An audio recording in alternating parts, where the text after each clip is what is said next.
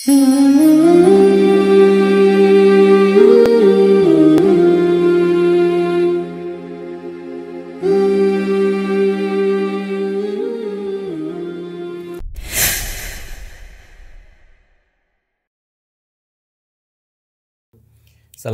warahmatullahi wabarakatuh. Alhamdulillah ala ihsanih wa syukurullah ala taufiqi bamtinani. Asyhadu an la ilaha illallah wahdahu la syarika la ta'ziman li sya'ni wa asyhadu anna Muhammadan abduhu wa rasuluhu adalah ridwani. Allahumma salli alaihi wa ahlihi wa ashabi wa ikhwani. Sahabat TV Muda rahimakumullah. Rukun puasa itu hanya dua. Sederhana, mudah. Pertama niat, yakni ikhlas lillahi ta'ala. Yang kedua, menjaga diri dari apa-apa yang membatalkan puasa dari subuh sampai maghrib. Itu saja. Anda bandingkan dengan rukun sholat. Jauh lebih banyak rukun sholat. Dalam mazhab Syafi'i sampai dikatakan 14. Adapun puasa hanya ada dua. Niat dan menjaga diri dari apa-apa yang membatalkan puasa. Dan yang membatalkan puasa juga tidak banyak. Yang disepakati para ulama nomor satu adalah makan dan minum secara sengaja. Makan dan minum secara sengaja membatalkan puasa. Ya, itu jadi makan, minum secara sengaja. Kalau tidak sengaja, misalnya lupa, dikatakan itu adalah nafkah atau rezeki yang diberikan Allah untuk orang yang sedang puasa. Maka ada lupa yang menjengkelkan, tapi ada lupa yang menyenangkan. Apa? Kalau orang puasa lupa, kemudian dia makan minum. Kenapa? Dia kemudian boleh melanjutkan puasanya. Tetapi tentunya tidak bisa diniatkan tentang lupa ini. Ya. Sampai para ulama khilaf, kalau kita melihat saudara kita sedang puasa kemudian dalam keadaan lupa, bolehkah kita tegur? Di antara pendapat jangan ditegur karena dia sedang mendapatkan rezeki. Masya Allah. Ya. Ya. Yang kedua, jima, hubungan suami istri. Ya. Ini membatalkan puasa. Maka hendaknya kita hati-hati, terutama bagi keluarga baru, manten-manten baru, hati-hati betul ketika puasa, karena orang jima di bulan puasa tidak hanya batal puasanya tapi kafaratnya berat. Kalau dia sampai melakukan, dia harus membebaskan budak, dan sekarang tidak ada budak. Kalau tidak ada budak, maka dia harus puasa 2 bulan berturut-turut, dan itu berat. Kalau dia tidak mampu, dia harus memberi makan 60 orang. Masya Allah, itu perkara yang berat. Yang sekalian, yang ketiga yang disepakati juga adalah ketika orang puasa kemudian tiba-tiba haid atau nifas.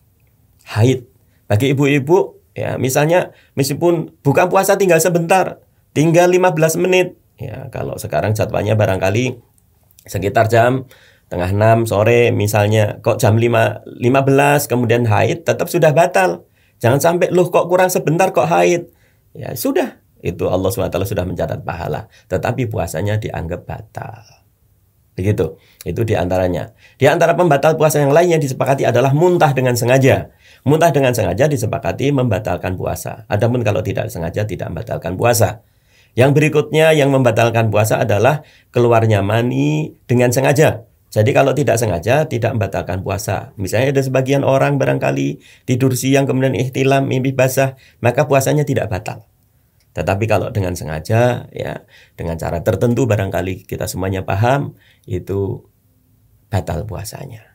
Itu diantara yang batalkan puasa. Nah, perkara-perkara yang batalkan puasa insya Allah kita sudah paham, dan itu bukan perkara sulit. Tetapi urusan puasa sesungguhnya bukan pada perkara batal atau tidak. Karena Rasulullah SAW mengatakan, ya, rubba min so'imin laisallahu min siyamihi ilal juwal atos. Betapa banyak orang puasa nggak mendapatkan apa-apa berupa pahala kecuali hanya mendapatkan lapar dan dahaga. Ya. Siapa itu? Orang-orang yang ketika puasa mereka tidak bisa menahan diri dari semua jenis kemungkaran. Ada kaidah penting yang disampaikan oleh para ulama. Semua kemungkaran menjadikan pahala puasanya rusak atau bahkan batal sama sekali. Batal puasanya meskipun batal pahala puasanya meskipun puasanya tidak batal. Kenapa? Kemungkaran, karena penglihatan, pendengaran, dan sebagainya. Ya, semua yang dihukumi kemungkaran itu menjadikan pahala puasanya rusak atau bahkan batal. Meskipun puasanya tetap sah. Maka perkara kedua ini lebih berat. Maka sahabat TV Muda yang kami hormati rahimakumullah, hendaknya kita hati-hati. Bukan hanya sekedar menjaga agar puasa kita tidak batal, tetapi hendaknya kita menjaga agar puasa kita benar-benar menghasilkan pahala yang penuh.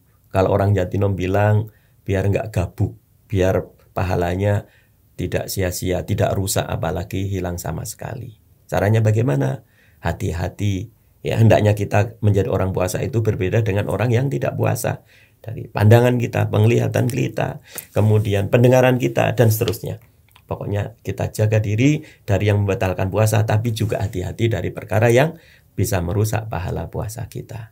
Demikian sahabat TV Muda, semoga bermanfaat. Semoga Allah SWT memberikan taufik kepada kita semuanya agar puasa kita benar-benar bisa berpahala sempurna. Assalamualaikum warahmatullahi wabarakatuh.